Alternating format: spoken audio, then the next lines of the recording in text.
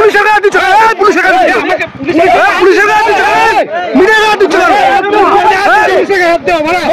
ঢুকাও লাগাবে, ঢুকাও ঢুকাও।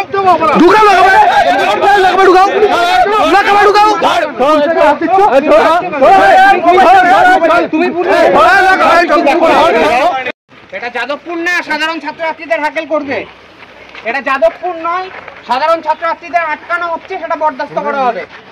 কালকে বন্ধের নামে অনেক তাণ্ডব হয়েছে, কালকে বন্ধের সময় অনেক কথা বলা হয়েছে, পরিষ্কার হিসাব, কোন রকম বন্ধ আমরা বরদাস্ত করব না।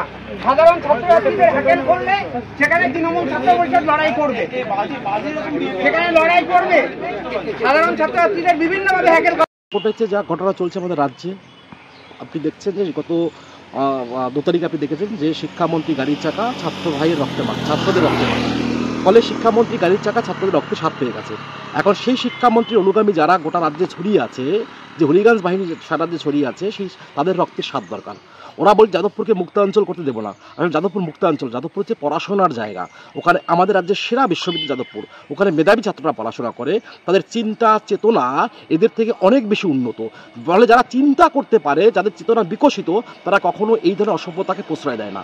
ওরা যাদবপুরকে মুক্তাঞ্চল করতে পারেনি বলে ওরা কল্যাণী সহ গোটা রাজ্যের শিক্ষা প্রতিষ্ঠানরা মুক্তাঞ্চল করতে চাইছে, এবং সেই কারণে ওরা আজকে কল্যাণী বিশ্ববিদ্যালয় অভ্যন্তরে সাধারণ ছাত্র সহ আমাদের ছাত্র কমরেডদের উপরে ওরা ঝাঁপিয়ে পড়ে, এবং সেই ঝাঁপিয়ে পড়ার পেছনে শুধুমাত্র বিশ্ববিদ্যালয়ের ছাত্র পরিষদ তা নয়, বহিরাগত তৃণমূল ছাত্র পরিষদের নেতা যারা কোনোদিন কলেজ বিশ্ববিদ্যালয়ে পড়েনি, সেই নেতৃত্বরা হচ্ছে কল্যাণী বিশ্ববিদ্যালয় অভ্যন্তরে বহিরাগত হলিগঞ্জ বাহিনী এসে ছাত্র কমরেডদের উপর অতর্কিতভাবে আক্রমণ করে, এবং সেই আক্রমণে আমাদের 3 জন কমরেড সহ কর্মচারীরা সহ এমনকি পুলিশ প্রশাসন, সাংবাদিক বন্ধুরা সবাই মার খায়। আমরা বলছি এই অন্যায়ের বিরুদ্ধে সমস্ত মানুষকে সোচ্চার হওয়া প্রয়োজন। একজন সাধারণ ছাত্র তার বিশ্ববিদ্যালয় অভ্যন্তরে প্রবেশ করার অধিকার থাকবে না, বিশ্ববিদ্যালয় অভ্যন্তরে প্রবেশ করে বহিরাগত অ্যান্টিসোশাল এটা কখনো চলতে পারে না। ক্যাম্পাসের ভেতরে কি এই অতর্কিত হামলা? ক্যাম্পাসের ভিতরে ছাত্ররা ক্লাস করে চায়ের দোকানে চা খেতে আসে, সেই চা খেতে যখন আসে তখন তাদের উপর অতর্কিত আক্রমণটা করে, এবং আমরা বলছি আক্রমণ অন্যায়। এই আক্রমণের বিরুদ্ধে সমস্ত মানুষকে সোচ্চার হতে হবে। আচ্ছা, সেক্ষেত্রে দাঁড়িয়ে এই যে ক্যাম্পাস চলছে, সেখানে অনেক ছাত্রছাত্রীরা তো পড়াশোনা করছে, সেক্ষেত্রে পড়াশোনারও তো বিঘ্ন ঘটছে। একদমই তাই। এরা তো চাইছে না গোটা শিক্ষা ব্যবস্থা থাকুক, এরা চাইছে গোটা শিক্ষা ব্যবস্থাটা কালীঘাট হয়ে যাক, এরা চাইছে গোটা শিক্ষা ব্যবস্থাটা হচ্ছে আরাবুল ইসলামের ডেরা হয়ে যাক, এরা চাইছে গোটা শিক্ষা ব্যবস্থার অনুব্রত মণ্ডলের গুরু বাতাসার জায়গা হয়ে যাক, এরা চাইছে গোটা শিক্ষা ব্যবস্থার ধ্বংস হয়ে যাক। শিক্ষক নেই, ছাত্ররা এখন বিশ্ববিদ্যালয় কলেজে পড়তে চাইছে না। আপনি দেখবেন এবছর মাধ্যমিক উচ্চ মাধ্যমিক পরীক্ষার্থীর সংখ্যা কমে গেল। তাহলে কেন হচ্ছে এটা? আসলে গোটা ছাত্র সমাজকে এরা বিচ্ছিন্ন করতে চাইছে, কারণ ছাত্র সমাজকে বিচ্ছিন্ন করতে পারলে এরা যে কাজটা করে, তোলাবাজি, দুর্নীতি, অসভ্যতামি, বর্বরতা, আরজিকরের মতো ঘটনা, এই ঘটনাগুলো তারা তাহলে যে কোনো সময় যে কোনো মুহূর্তে করতে পারবে। আমাদের আগে পূর্ব ঘোষিত কর্মসূচি ছিল ইউনিভার্সিটি গেটের সামনে, সেই ইউনিভার্সিটি গেটের সামনে আমরা আমাদের কর্মসূচি করছিলাম। যাদবপুর ঘটনার শিক্ষামন্ত্রীর ওপর আক্রমণের প্রতিবাদে আমরা তৃণমূল ছাত্র পরিষদের পক্ষ থেকে আজকে একটা প্রতিবাদ কর্মসূচি ইউনিভার্সিটি গেটে করছিলাম।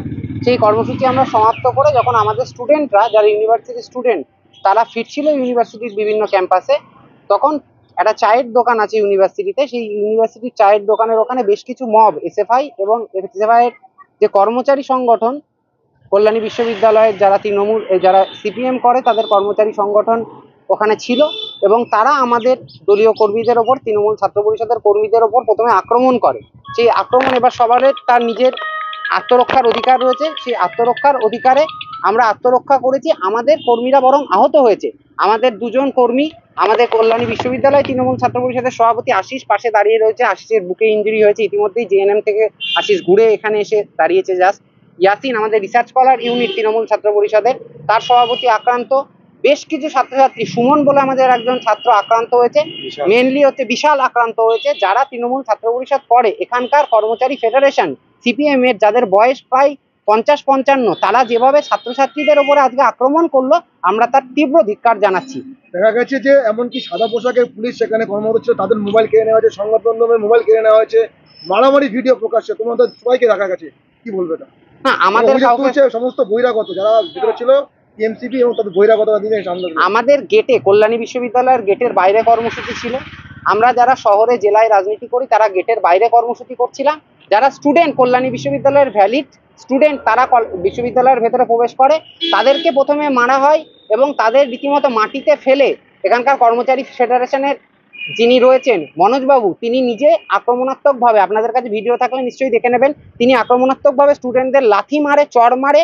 এখানকার যিনি সিপিএম এর চাকদহ তথা নদিয়ার সর্ববৃহৎ ও স্বনামধন্য দীর্ঘ 25 বছরের সুপ্রতিষ্ঠিত কম্পিউটার শিক্ষা কেন্দ্র, ভারত সরকার অনুমোদিত নেহেরু যুব কম্পিউটার শিক্ষা কেন্দ্র। বেসিক থেকে অ্যাডভান্স, বিটেক থেকে এমসিএ সমস্ত অত্যাধুনিক কোর্সসমূহ যেমন AI, data science, Python, Java, web page development, animation, digital marketing, AutoCAD, tally with